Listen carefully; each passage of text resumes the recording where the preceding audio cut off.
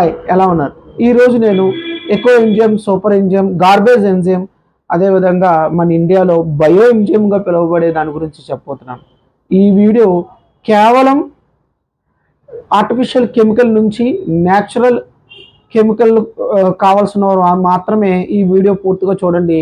ఈ వీడియో కేవలం artificial things నుంచి దూరంగా ఉండాలనుకున్న వారికి మాత్రమే. అయితే ఈ బయో ఎంజైమ్ గురించి డాక్టర్ రొసకాన్ పుంపుంవాంగ్ అనే థాయిలాండ్ దేశస్థురాలు. ఈమె అక్కడ ఈ హెల్త్ ఫార్మ్ వ్యవస్థాపకురాలు. అదేవిధంగా ఆల్టర్నేటివ్ మెడిసిన్లో పిహెచ్డి చేసిన ఆసియా నుంచి ఉన్న మొట్టమొదటి మహిళ. అయితే ఈ మహిళ దీంట్లో ఏం కనిపెట్టింది, ఇది తర్వాత తరం వారికి ఏ విధంగా ఉపయోగపడ్డా దాని గురించి కూడా మనం చెప్పుకోవాలి. ఈ బయో ఎంజైమ్గా పిలువబడే ఇండియాలో దీనిని ఏదైతే మిగిలిపోయిన పళ్ళ యొక్క తొక్కలతోనూ, కూరగాయల తొక్కలతోనూ మరియు వాటర్, దానికి సంబంధించిన బెల్లము కలిపి 30 రోజులు నిల్వ ఉంచితే వచ్చేదాన్ని ఈ బయో ఎంజైమ్. దీని యొక్క నిష్పత్తి ఏంటంటే 1:3:10. ఈ బయో ఎంజైమ్లో ఉపయోగించేది ఏంటంటే, ఇది ఏదైతే మనకి మిగిలిపోగా ఫ్రూట్స్ యొక్క తొక్కలతో, అదేవిధంగా వెజిటేబుల్స్ యొక్క తొక్కలతో దీన్ని తయారు చేస్తారు. ఫెర్మెంటేషన్ పద్ధతి ద్వారా దీన్ని తయారు చేస్తారు.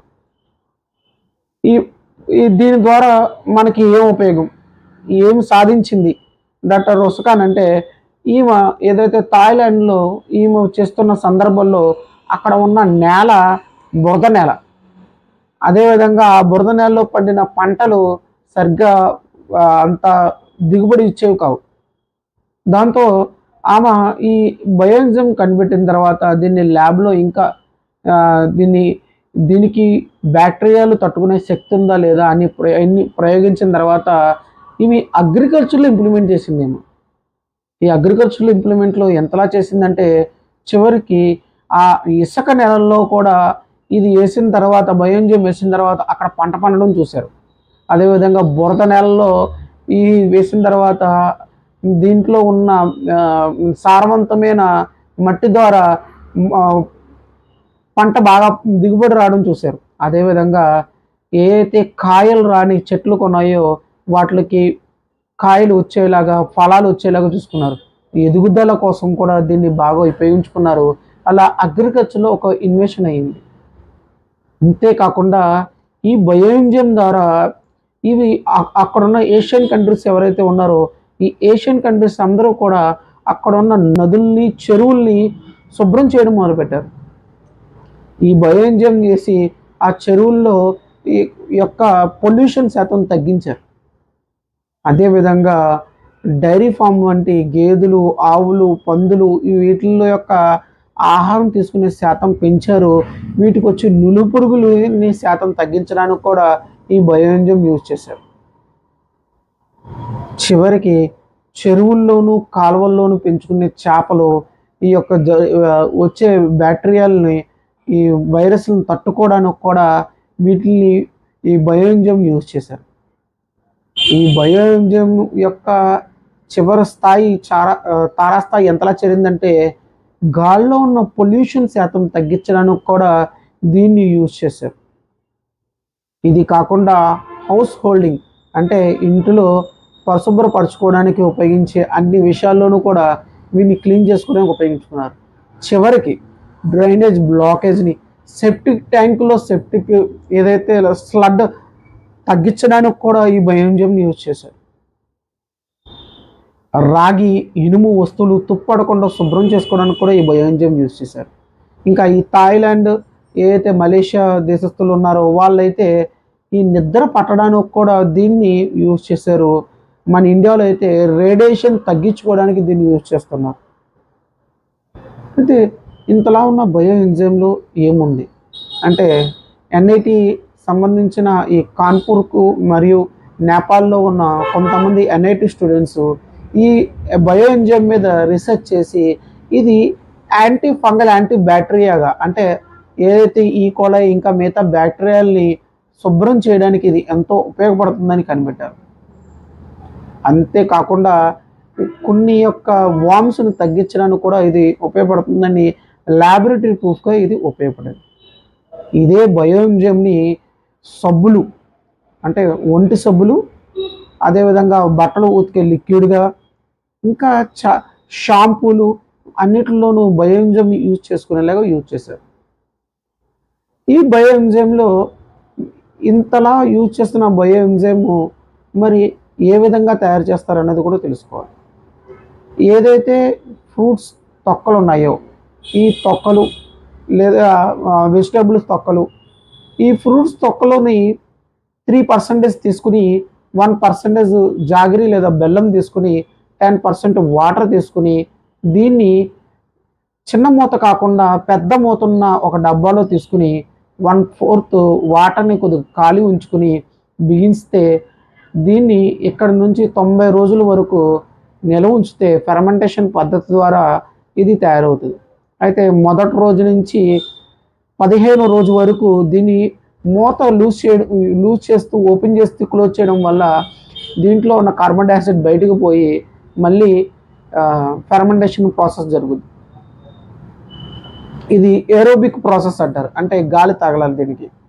ఈ పద్ధతి ద్వారా దీన్ని ఈ యొక్క ఫర్మెంటేషన్ అనేది ఈ బయోఎంజైమ్ అనేది తయారు చేస్తారు. అయితే ఈ బయోఎంజైమ్ని వల్ల మనకి ఇంకేమైనా ఉపయోగాలు ఉన్నాయా, ఇంకేమైనా దీన్ని మన ఇండియాలోకి ఎలా తీసుకొచ్చారంటే డాక్టర్ రుసకన్ ఈమె ఏదైతే pharma and agriculture FIO authorities ఇప్పుడు మీటింగ్ జరుగుతున్నప్పుడు ఇండియాలో జరిగినప్పుడు ఆమె ప్రసంగాన్ని ఇచ్చినప్పుడు ఇండియాలో దీని యొక్క వైడ్ రేంజ్ ఎలా ఉందంటే బయోఎంజైమ్ చేసిన పొలాల యొక్క ఆకులు పర్సంటేజ్ కూడా పెరిగింది. అంటే ఆకులు మామూలు యొక్క పెరుగుదల కన్నా బయోఎంజైమ్ చేసిన దాంట్లో పెరుగుదల చాలా ఎక్కువగా ఉంది. అదేవిధంగా దిగుబడి కూడా చాలా ఎక్కువగా ఉంది. మన ఇండియాలో నేను దీని గురించి విస్తృతంగా ప్రచారం చేస్తున్న వ్యక్తుల్లో 2 వ్యక్తుల గురించి చెప్పబోతే ఈ బయోఎంజైమ్ యొక్క టాపిక్ అనవసరం. ఆ వ్యక్తుల్లో మొట్టమొదటి వ్యక్తి శైలేంద్ర సాగా గారు.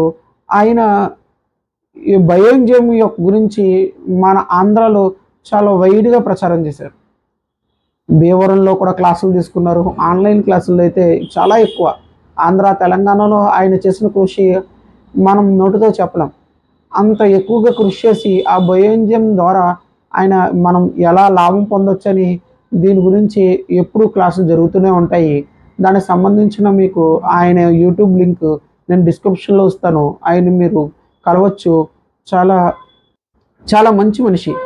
ఆయన బయోఎంజైమ్ని ఎలా వాడాలి, ఎలా యూజ్ చేసుకోవాలి, నేను యూజ్ చేస్తున్నప్పుడు మిస్టేక్స్ని ఆయన దాని గురించి చాలా వివరంగా చెప్పారు.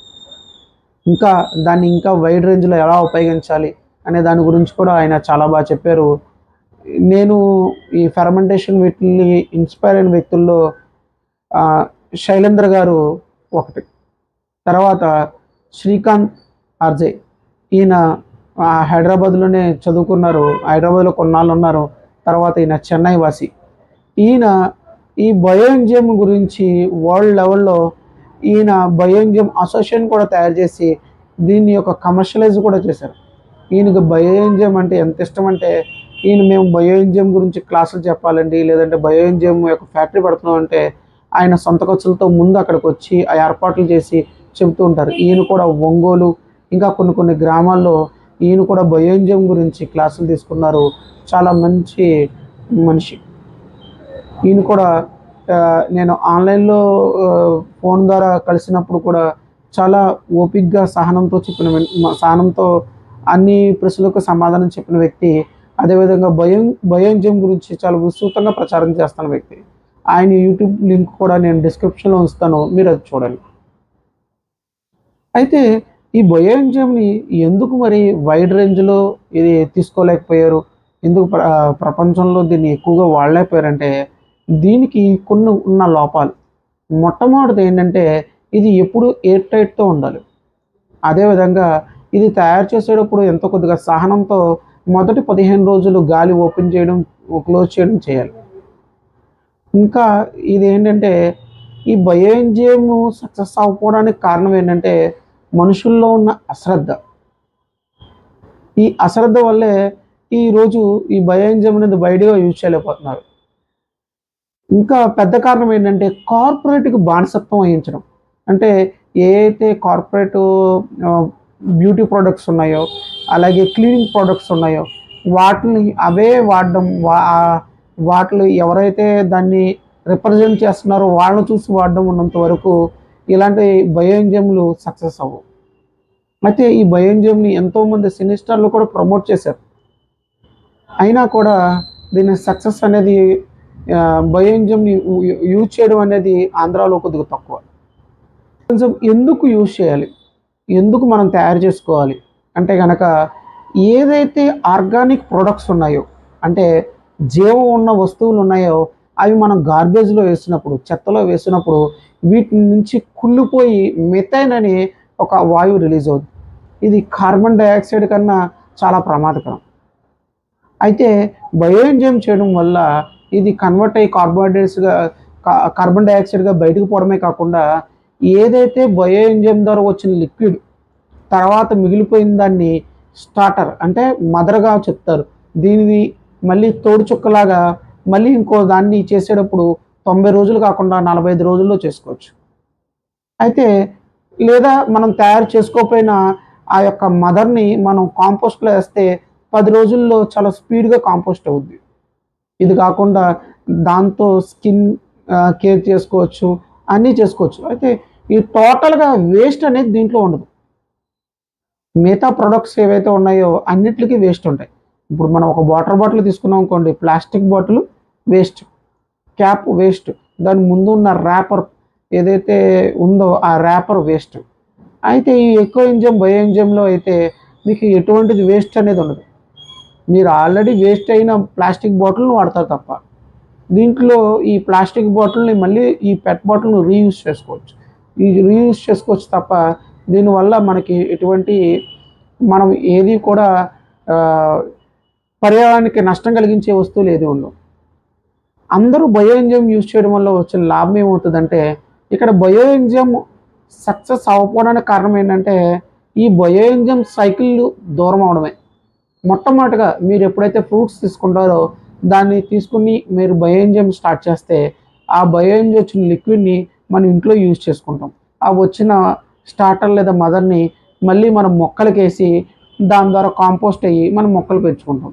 కానీ మన దగ్గర ఉన్న ప్రాబ్లమ్ ఏంటంటే టైం తీయలేకపోవడం. ఇన్స్టెంట్‌గా జరిగిపోవాలనే ఒక ఆతృత వల్ల మనం ఎన్ని కెమికల్స్ ఉపయోగించారని తెలిసినా కూడా బయటున్న పెస్టిసైడ్ ఫుడ్‌ని తీసుకుంటాం తప్ప, ఇంట్లో మనం న్యాచురల్‌గా ఏ ఒక్క ఫ్రూట్‌ని కానీ, పచ్చిమిర్చి కానీ, టమోటాని కూడా పెంచుకోం. ఈరోజు టమోటా రేట్లు ఎక్కువ ఉన్నాయి, పచ్చిమిర్చి రేట్లు ఎక్కువ ఉన్నాయి అని కంగారు పడుతున్నారు. ఒక పచ్చిమిర్చి మొక్కను కూడా మన ఇంట్లో పెంచుకోలేకపోతే, ఒక టమోటా మొక్కను కూడా ఇంట్లో పెంచుకోలేకపోతే, మనం అంత సమయం తీయలేకపోతే, మనం ఏ విధంగా మనం డెవలప్ అవుతాం? అంటే న్యాచురల్‌గా ఎలా మనం అవ్వగలం? చిన్న చిన్న మొక్కలు పెంచుకోవడం వల్ల ఏమవుతుందంటే, మనలో ఉన్న గ్రీఫ్ బాగా తగ్గుద్ది. స్ట్రెస్ లెవెల్ కంట్రోల్ అవుతాయి. ఈ బాధ్యత లేకపోవడం వల్లే బయో ఎంజైమ్ అనేది సక్సెస్ అయిపోయింది. నేను ఎక్స్ ఎంజైమ్‌ని మనం రెగ్యులర్‌గా యూజ్ చేయడం వల్ల దీనికి సంబంధించిన మా దాని యొక్క మనం పర్యావరణ రహితంగా ఉండగలం. అదేవిధంగా మనం ఎంతో డబ్బును ఆదా చేస్తాం. అదేవిధంగా దీనివల్ల మనం ఏదైతే ఇంట్లో క్లీనింగ్‌కి సంబంధించినవి ఉన్నాయో ఆ సంబంధించినవి వాడుకోవచ్చు. అదేవిధంగా వాటర్ ట్యాంక్‌లో నాచు పడితే వాటికి సంబంధించిన ఇవి బయో ఎంజైమ్ యూజ్ చేయడం వల్ల నీటిలో గాఢత తగ్గుద్ది. అంటే పీహెచ్ వాల్యూ తగ్గుద్ది. దానివల్ల మనం సోప్ యూజ్ చేసినప్పుడు నొరగ ఎక్కువ వచ్చే అవకాశాలు ఉంటాయి. అదేవిధంగా బయో ఎంజైమ్‌లు ఏవైతే నిమ్మకాయ తొక్క అయితే సిట్రస్ అయితే ఒక ఒక ఫ్లేవర్ వస్తది. అదేవిధంగా మామిడికాయ తొక్క అయితే ఒక వాసన వస్తుంది. అదే మిగతా కొన్ని ఒక్కొక్క దానికి ఒక్కొక్క స్పెషలైజేషన్ ఉంటాయి. ఇప్పుడు వెల్లుల్లి తొక్కలతో చేసిన బయో ఎంజైమ్ అయితే పురుగులు రాకుండా పురుగులు, పాములు రాకుండా వాడుకోవచ్చు. ఒక్కొక్క బయో ఎంజైమ్‌కి ఒక్కొక్క వాల్యూ ఒక్కొక్క గుణాలు ఉంటాయి, వాల్యూస్ ఉంటాయి. కాబట్టి మనం ఈ బయో ఎంజైమ్ యూజ్ చేయడం వల్ల మనం ఎంతో పర్యావరణ రహితంగా ఉండగలం. అదేవిధంగా మనం ఎకనామికల్‌గా బాగుపడగలం. కాబట్టి అందరూ ఈ బయో ఎంజైమ్ యూజ్ చేస్తారని నేను కోరుకుంటున్నాను. Thank you. అమర్ హోమియో.